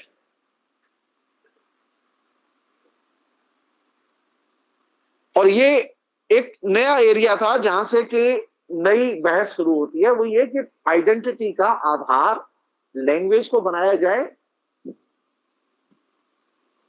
या धर्म को बनाया जाए। राजा राममोहन राय एक नई चीज इंट्रोड्यूस करते हैं, जैसे कि वो वेदांत को लाते हैं, उसके जरिए वो धर्म को रिप्लेस करते हैं कि समाज के लिए, समाज में आराधना के लिए, उपासना के लिए, मनुष्य के विकास के लिए कौन सी चीज जरूरी है? वेदांत जरूरी है, एकेश्वरवाद जरूरी है, बहुदेववाद और मूर्ति पूजा जरूरी नहीं है। उसी तरह आइडेंटिटी के निर्माण के लिए और सामाजिक विकास के लिए कौन सी चीज जरूरी है? अपनी भाषा, अपनी भाषा में बोलना, सोचना और भाषा के साथ में जीवन शैली को इंटीग्रेट करना। थर्ड चीज जिस पर भी वो जोड़ देते हैं वो ये कि ये जो भाषा और इसका जो पूरा का पूरा दायरा है,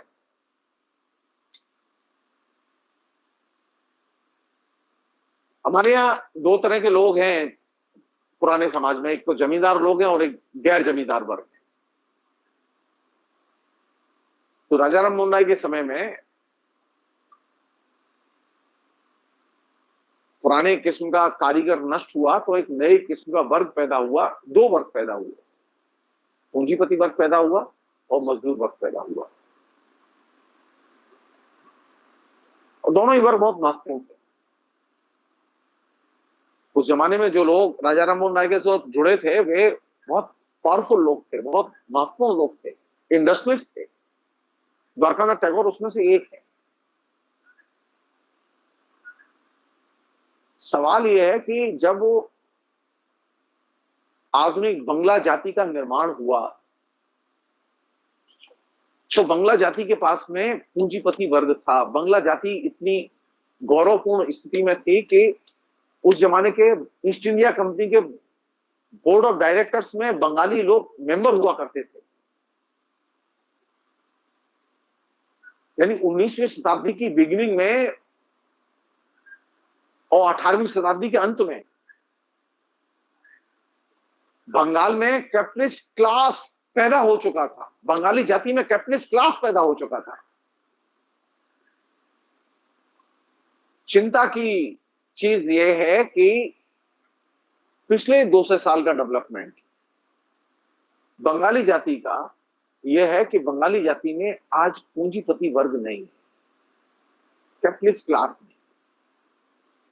और ये जो कैपिटलिस्ट क्लास जो कि बिगनिंग में था, ईस्ट इंडिया कंपनी के जमाने में था, अंग्रेजों के जमाने में था, ये जो कैपिटलिस्ट क्लास का गायब हो जाना, ये अपने आप में सबसे बड़ी मॉडर्न ट्रेजेडी है।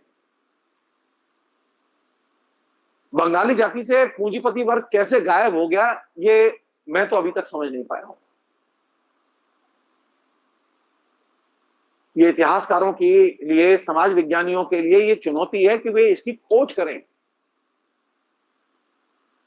19वीं शताब्दी में तमिल में भी कैपिटलिस्ट क्लास पैदा हुआ और बंगला में भी कैपिटलिस्ट क्लास पैदा हुआ, लेकिन तमिल का कैपिटलिस्ट क्लास पूंजीपति वर्ग फ्लरिश किया, आगे बढ़ता रहा और आज वो बहुत ताकतवर है।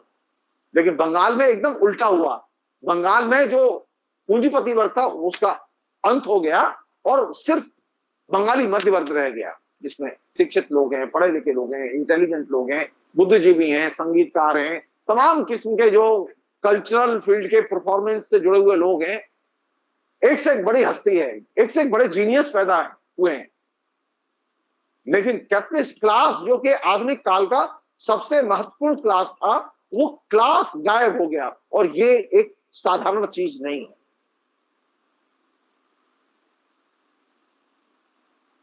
मेरा मानना यह है कि बंगाली जाति में पूंजीपति वर्ग का अंत असल में भारत में नवजागरण के अंत की सूचना है।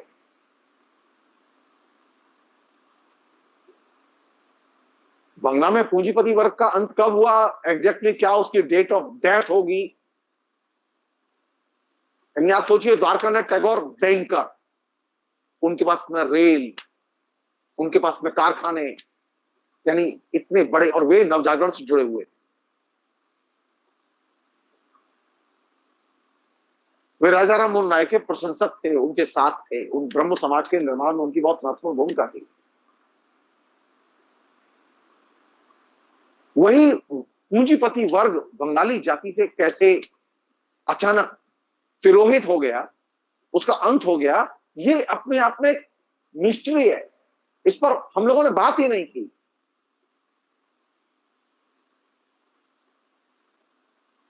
मेरा कहने का आशय है कि हमें इस बात पर विचार करना चाहिए कि नवजागरण के साथ में जो पूंजीपति वर्ग पैदा हुआ, जिस जाति में पैदा हुआ, वह पूंजीपति वर्ग अगर उस जाति से गायब हो जाता है तो क्या नवजागरण रहेगा या जाएगा? नवजागरण खत्म होगा।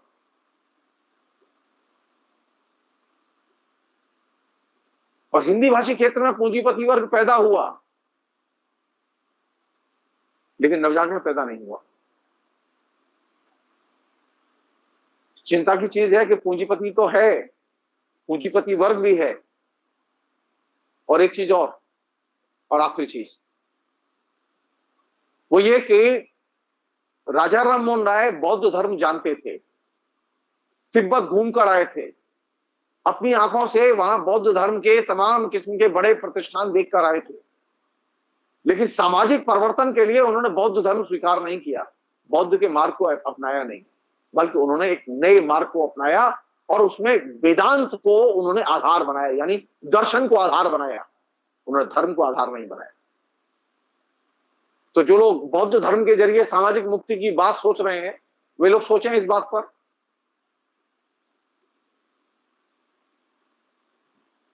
एक और चीज है जिसका कि राजा राम मोहन राय ने अपने लेखन में जिक्र किया है। जब मध्यकाल में मुगलों के आक्रमण की, मुगलों के जुल्मों की चर्चा होती है तो चंगेज खान का खूब नाम लिया जाता है। तमाम किस्म के जो रिएक्शनरी लोग हैं वो मुगलों के उत्पीड़न की जब चर्चा करते हैं तो चंगेज खान की चर्चा करते हैं।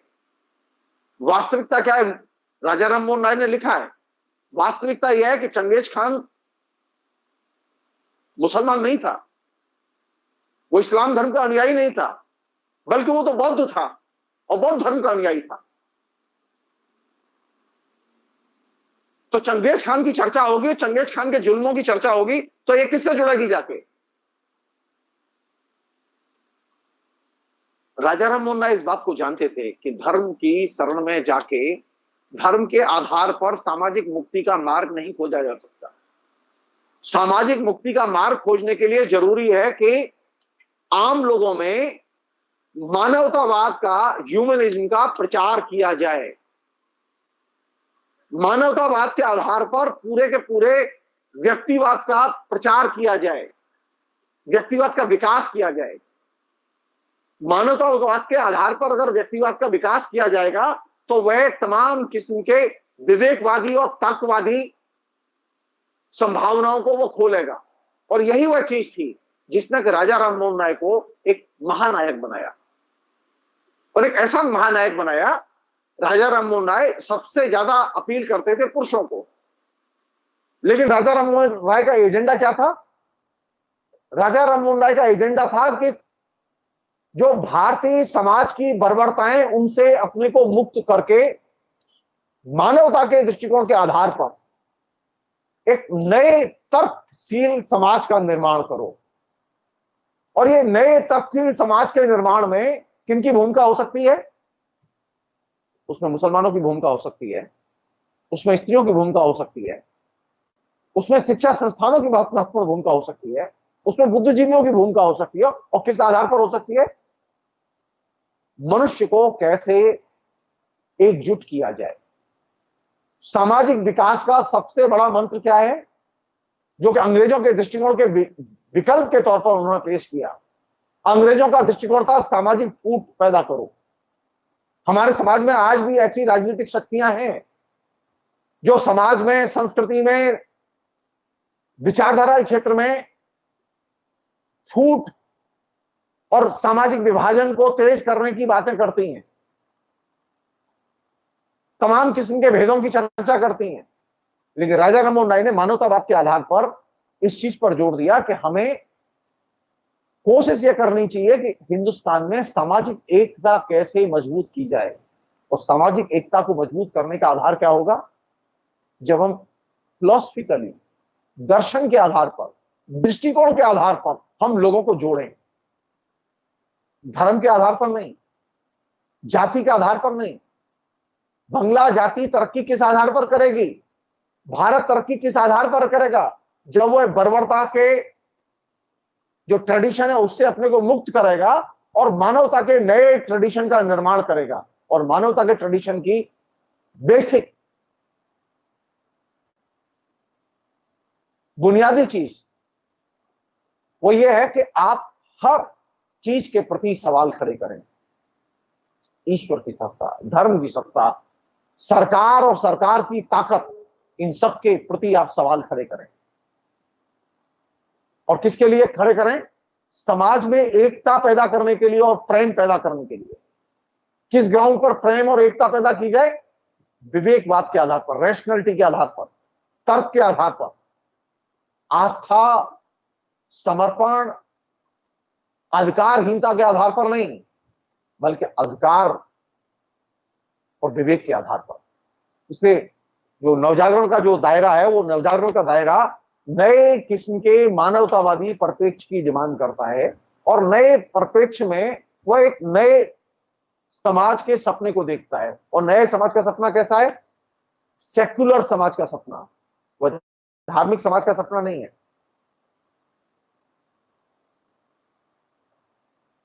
वहां धर्म तो है, धर्म नहीं जाएंगे, धर्म के प्रति श्रद्धा भी है, वो रहेगी अपनी जगह, लेकिन मनुष्य के विकास का आधार क्या होगा?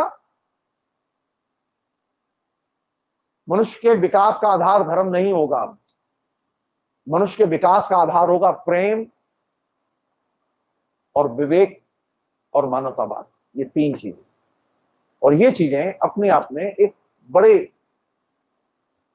आधुनिक विकल्प को खोजती हैं, और यही राजा राम मोहन राय की सबसे बड़ी देन है। बहुत बहुत शुक्रिया, थैंक यू।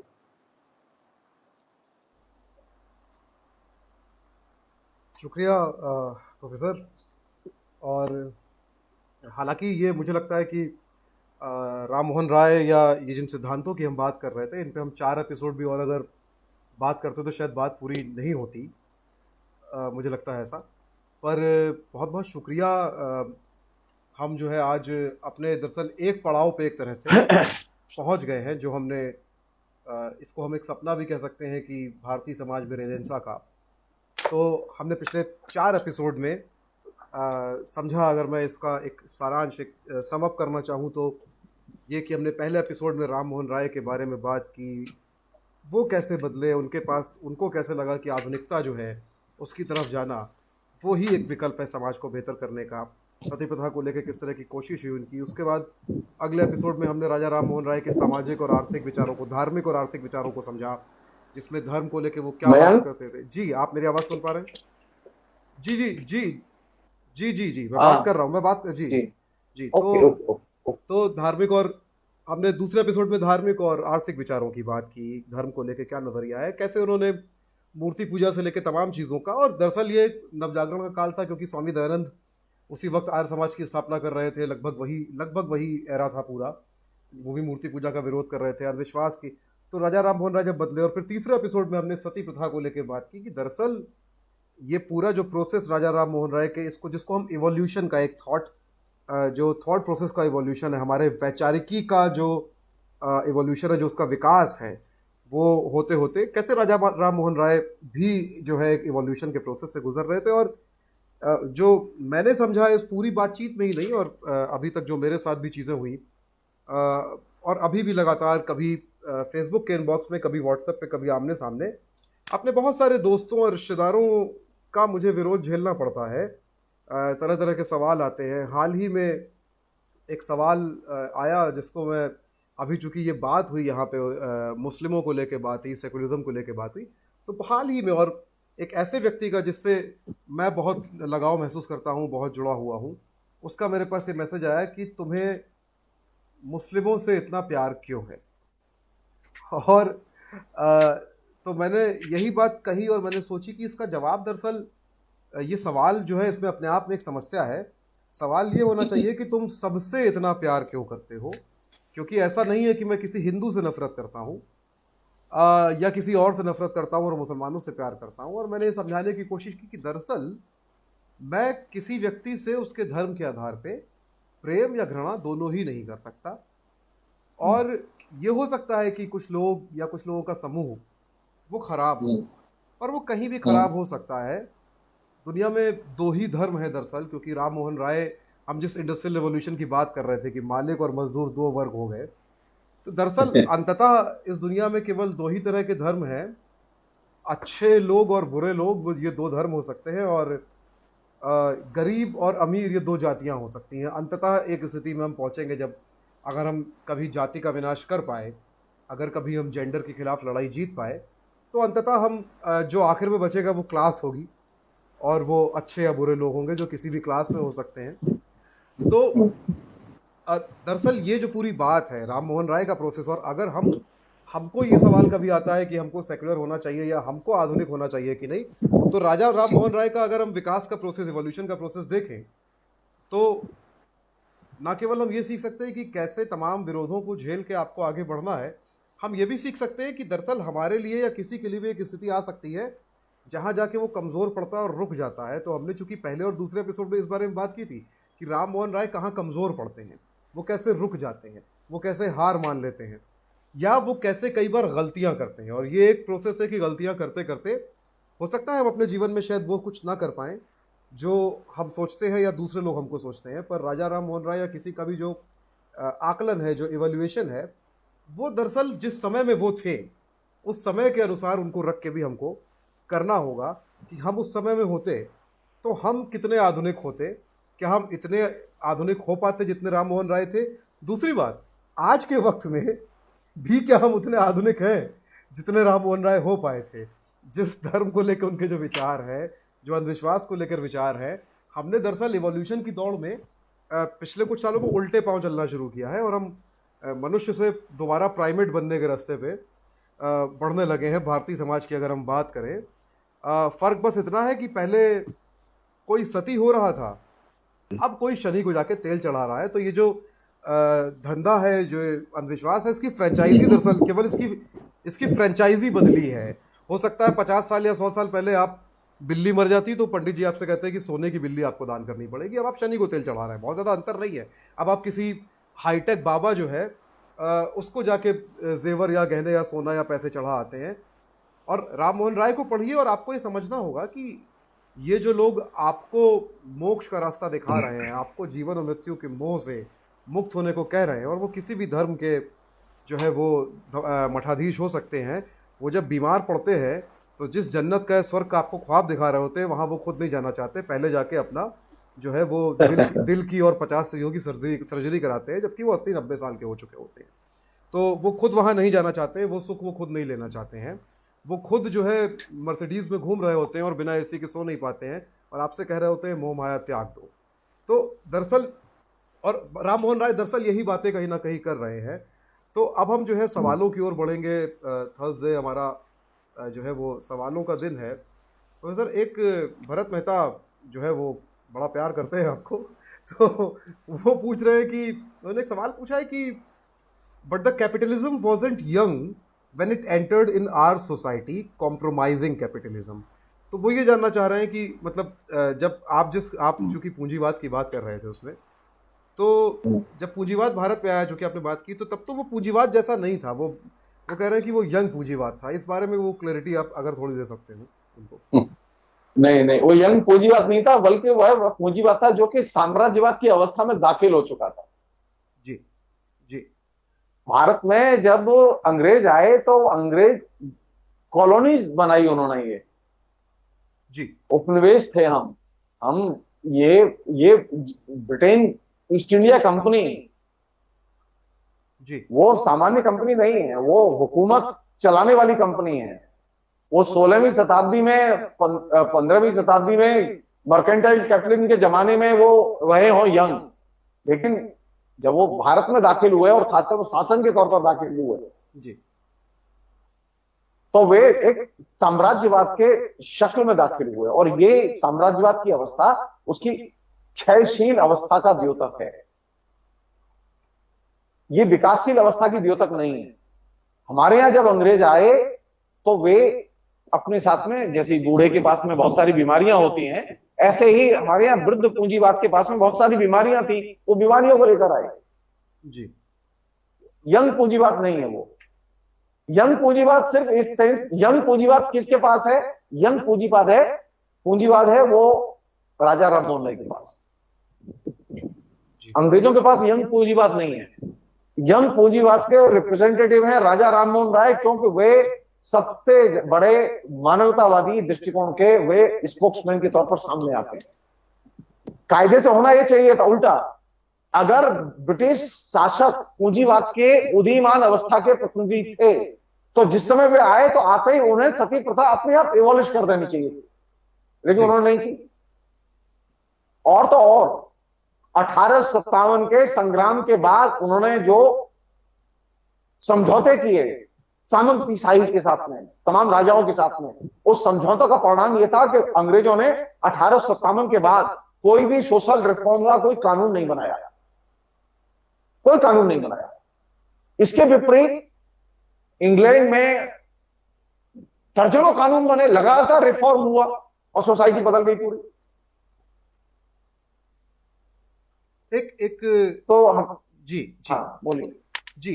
एक सवाल जो है वो मेरे पास पर्सनली आया था जिसमें हम्म, मैंने उसका जवाब देना इसलिए नहीं सही समझा कि मैं चाहता था कि हम यहीं पर अपने शो में बात करें उस बारे में। उस हम्म, सवाल में बहुत सीधे तौर पे Raja Ram Mohan Roy was a stooge of Britishers, वो उनके चमचे या उनके एजेंट थे, इस तरह की बात जो है कही गई। इस पे आप कुछ कहना चाहेंगे क्या? ये दूसरे हम्म। एपिसोड के बाद ही ये सवाल आ देखिए गया था। देखिए, एक एक चीज और है। अगर वो अंग्रेजों के चमचे थे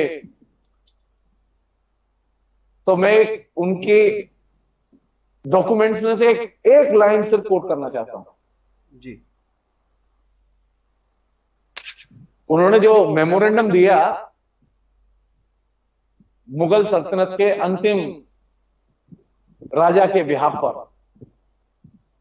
उसमें उन्होंने साफ लिखा, कोट था उन्होंने, जी कि ये जो मुसलमान शासक थे, जी इन्होंने तलवार के जोर से फतेह प्राप्त की, जी और ये जो अंग्रेज हैं इन्होंने फरेब और दगाबाजी के बल पर फतेह प्राप्त की। तो चमचे जो है फरेब और दगाबाजी का अपने बॉस पर आरोप नहीं लगाते। जी। और नहीं। जी एक बहुत दिलचस्प तथ्य है जो मैं यहाँ साझा करना चाहूँगा कि राम मोहन राय जब 1832 में फ्रांस गए थे, तो जब तो वीज़ा की ज़रूरतें उस समय शुरू हो चुकी थी तमाम देशों में, क्योंकि पानी के जहाज़ चल रहे थे और आपने ट्रैवल करना, बहुत सारे लोगों ने पढ़ाई वढ़ाई करने भी जाना शुरू कर दिया था। तो राम मोहन राय जब 1932 में फ्रांस गए, तो वीज़ा रिक्वायरमेंट का जो प्रोसेस था उससे वो बड़े परेशान हो गए और बहुत नाराज़ होकर उन्होंने ये कहा ऑन द रिकॉर्ड कि ये उन्होंने अंग्रेज़ी में कहा कि बेसिकली वर्ल्ड विदाउट बॉर्डर्स की बात वो करते हैं कि दुनिया में हाँ। आखिर सीमा क्यों होनी चाहिए, और मैं एक मनुष्य हूँ और मुझे मनुष्य के तौर पे कहीं भी जाने के लिए मुझे किसी वीज़ा की ज़रूरत, या किसी मनुष्य को कहीं भी जाने के लिए वीज़ा की ज़रूरत क्यों होनी चाहिए। और सिर्फ इतना ही नहीं, बल्कि उन्होंने कलकत्ता में जो है वो जो ये ये नियोपोलिटन रिबल्स थे जो ऑस्ट्रेलिया में जो है वो ब्रिटिशर्स के खिलाफ लड़ रहे थे, अंग्रेज़ों के खिलाफ, तो उनकी जो हियरिंग थी उसको लेके भी उन्होंने जो है प्रोटेस्ट किया था भारत में, कलकत्ता में, जब हियरिंग चल रही थी उनकी कलकत्ता में, जब कलकत्ता राजधानी हुआ करता था। और बाकी हम लोगों ने, आपने बताया भी था कि किस तरह से उन्होंने फ्री प्रेस को लेके लगातार आवाज उठाई। बिल्कुल। अब इसमें एक सवाल और आए। एक जी और चीज, एक और चीज है, एक और जी चीज है, बहुत ही जी इंपॉर्टेंट चीज है। जी राजा राम मोहन राय का सिर्फ एक ही कहना था अंग्रेजों से, कि जी आपने जो वायदा किया उस वायदे पर अमल करो। जी और उनकी यही शिकायत थी कि अंग्रेजों ने जो हमसे वायदा किया था यहाँ आने के साथ, जी उसमें उन्होंने किसी भी चीज पर अमल नहीं किया। जी और ये जो वायदा खिलाफी है, और ये वायदा खिलाफी को रेखांकित करना, जो चमचे होते हैं वो ये साहस नहीं करते, वो साहस नहीं करते। जी राजा राम मोहन राय ने बाकायदा चुनौती दी शासन के खिलाफ में, एक क्रिटिक, एक आलोचनात्मक दृष्टिकोण विकसित किया। पहली बार अंग्रेजों के शासन के खिलाफ जो आलोचनात्मक दृष्टिकोण की नींव राजा राम मोहन राय ने डाली, उसके आधार पर ही हिंदुस्तान में भविष्य के स्वाधीनता आंदोलन की नींव पड़ी। आधुनिक भारत की जनता को क्या चाहिए? ये चीज पहली बार महसूस की किस व्यक्ति ने? राजा राम मोहन राय ने, कि जी स्वतंत्रता चाहिए, स्वतंत्रता का बोध। मैं व्यक्ति हूं और मैं स्वतंत्र हूं, मैं किसी के मातहत नहीं हूं, कोई मेरा मालिक नहीं होगा, न धर्म मालिक होगा न राजा मालिक होगा। ये चीज जो पैदा हुई, इसने उन्हें अनेक जो बंदिशें थी, दायरे थे, उनके बाहर ले जाके खड़ा कर दिया। तो ये चीज समझ में नहीं आएगी, ऐसे इस तरह समझ में नहीं आएगी। जी जी एक्शन से देखना चाहिए। मतलब राजा राम मोहन राय के जो एक्शन है, मतलब जो इंपॉर्टेंट चीज है, हो सकता है कहीं कोई इस तरह का स्टेटमेंट वो लिखते थे तो तरीके से लिखते थे, भद्र आदमी थे, अभद्र नहीं थे। भाषा में उनकी बहुत गहरी पकड़ थी भाषा पर, तो लूज भाषा और खराब करके भाषा नहीं लिखते थे वो, सम्मान की भाषा लिखते थे, लेकिन सम्मान की भाषा में वे स्वतंत्रता के लक्ष्य को उन्होंने ओझल नहीं होने दिया। जो मातहत लोग होते हैं, जो चमचे होते हैं, जो प्रचारक होते हैं, उनके पास स्वतंत्रता का बोध नहीं होता, वो स्वतंत्रता की मांग नहीं करते, वे सिर्फ अनुकरण की मांग करते हैं। और राजा राम मोहन राय के पूरे दृष्टिकोण की धुरी स्वतंत्रता है कि हिंदुस्तान की जनता को क्या चाहिए, स्वतंत्रता और स्वायत्तता। और ये चीज उन्हें एक तरह से एक भिन्न किस्म का मनुष्य बनाती है, जो कि पहले 2000 वर्ष में ऐसा मनुष्य पैदा ही नहीं हुआ, ऐसा मनुष्य पैदा ही नहीं हुआ जो कि स्वतंत्रता की मांग करते हुए जन्म ले। 16-17 साल का लड़का, अरे पूरे सिविलाइजेशन में कहीं ऐसा ज्ञानी आदमी मिलेगा ही नहीं कि धर्म का इतना गंभीर क्रिटिसिज्म विकसित करे। वो हिंदू धर्म हो, मुस्लिम धर्म हो, वो ईसाइयत हो, सबका क्रिटिसिज्म विकसित करे, और ऐसा क्रिटिसिज्म विकसित करे कि सरकारें चिंतित हों और धर्म के मठाधीश चिंतित हों। नहीं नहीं, वो प्रतिभा ही अलग किस्म की है, वो वो अलग ही किस्म की प्रतिभा है, और वो हर एक के बस की नहीं है उसे समझना। जी, एक एक सवाल और जो कई लोगों ने पूछा है, 3-4 लोगों ने, हाँ। कि राम मोहन राय सती को लेके इतना चिंतित थे और उनको वो कुरीति लगती थी, पर क्या औरतों को लेके उस समय और भी बहुत सारी समस्याएं और बहुत सारे अंधविश्वास और बहुत सारी कुरीतियां औरतों के ऊपर लादी गई थी, तो क्या उनको वो दिखाई नहीं दिया, या उनको सबसे बड़ी समस्या सती प्रथा लगी, उसके अलावा नहीं लगी, या बाकी नहीं चीजों में नहीं, वो उतने मुखर नहीं रहे? ये सवाल आया है कई लोगों नहीं नहीं, ये नहीं वजह ये है कि सती प्रथा को उन्होंने अपने, और बड़े पैमाने पर ये ब्राह्मण जो सवर्ण थे उनके बीच में एक सबसे बड़ी ज्वलन समस्या थी, ये साधारण समस्या नहीं थी। राजा राम मोहन राय जानते थे कि हिंदुस्तान में नरबली, मैंने चर्चा भी की है, राजा राम मोहन राय अनेक चीजों के बारे में जानते थे, ऐसा नहीं है कि नहीं जानते थे, लेकिन सवाल यह है कि एक फोकस किस पर किया जाए जहां से कि चीजें बदली जाएं। स्त्री के प्रश्न, स्त्री के प्रति नए दृष्टिकोण के प्रश्न, नया दृष्टिकोण क्या होना चाहिए स्त्री के प्रति, कि स्त्री को तो मनुष्य मानो। सती प्रथा का विरोध करने का मतलब क्या था? सती प्रथा का विरोध करने का मतलब यह था कि स्त्री को मनुष्य मानो, और यह चीज इसने शुरुआत की स्त्री के बारे में एक नए दृष्टिकोण की। हम लोग तो स्त्री को मादा मानते थे, कहते हैं ना नर और नारी, स्त्री और पुरुष के नाम से नहीं देखते थे हमारे यहां।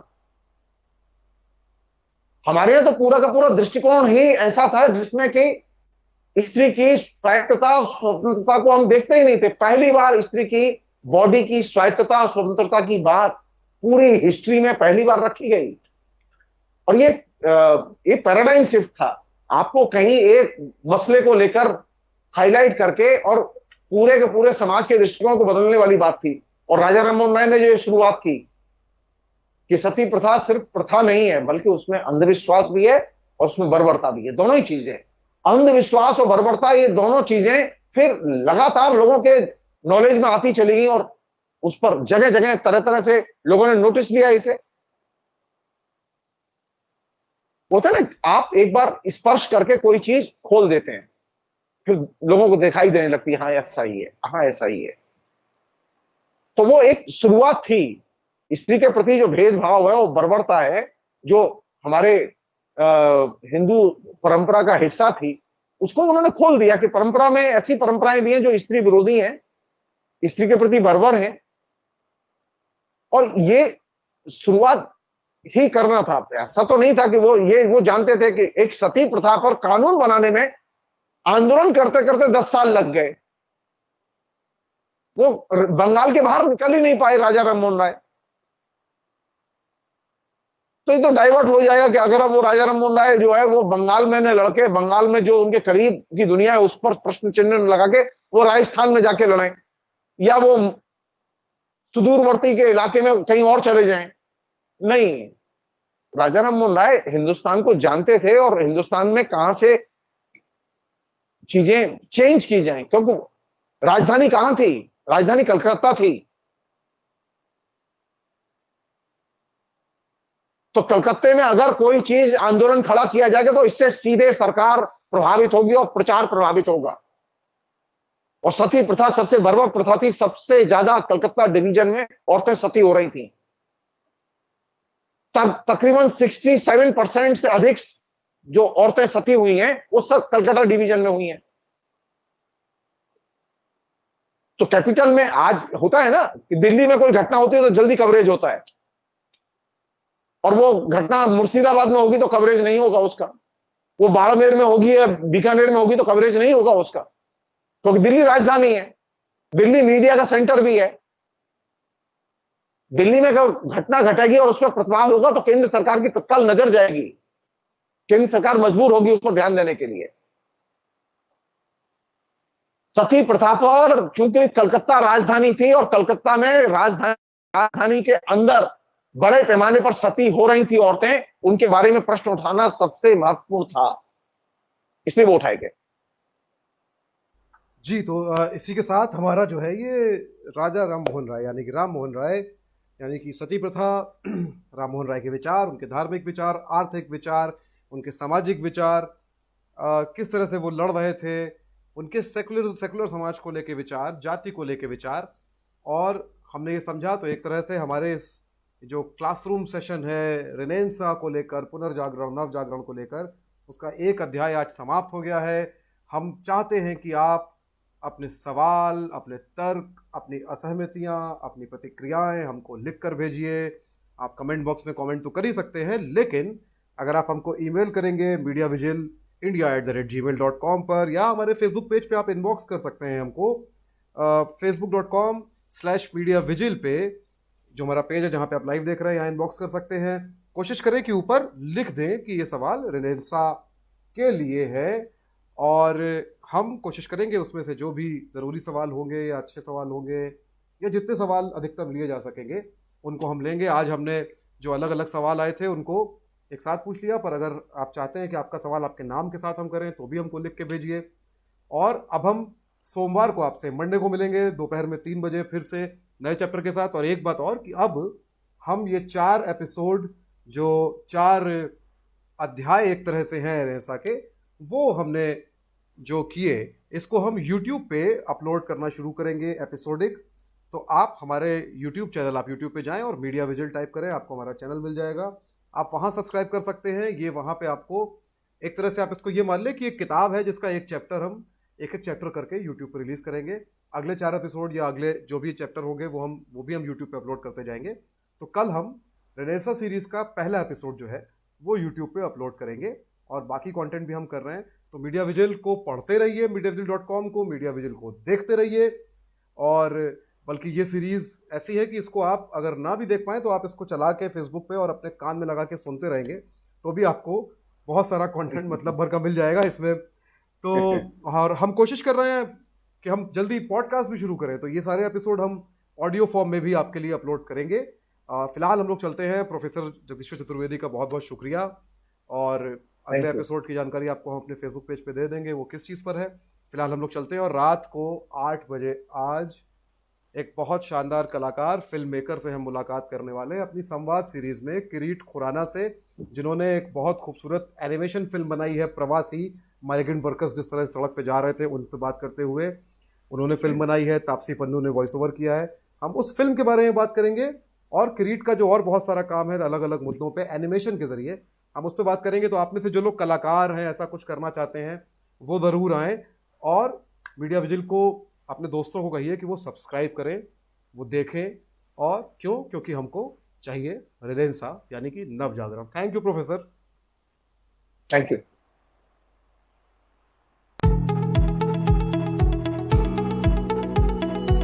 आप रुके हैं ना अभी? 1 मिनट रुके रहिएगा। अच्छा, अरे मैं बिना शक्ल दिखाए बात करता रहता हूँ ना आपसे मैं। मुझे तो तुम सोते हुए दिखाई देते हो, तुम्हारे फोटो जो है ना वो लेटे हुए है। हाँ, वो फोटो एक्चुअली वो तस्वीर बहुत पुरानी, मतलब पुरानी है वो तो। वो तुम्हारा अल्लड़ भाव जो है ना वो दिखाई देता है उसमें। नहीं, वो तस्वीर बहुत इंटरेस्टिंग बात उसकी कहानी है। वो तस्वीर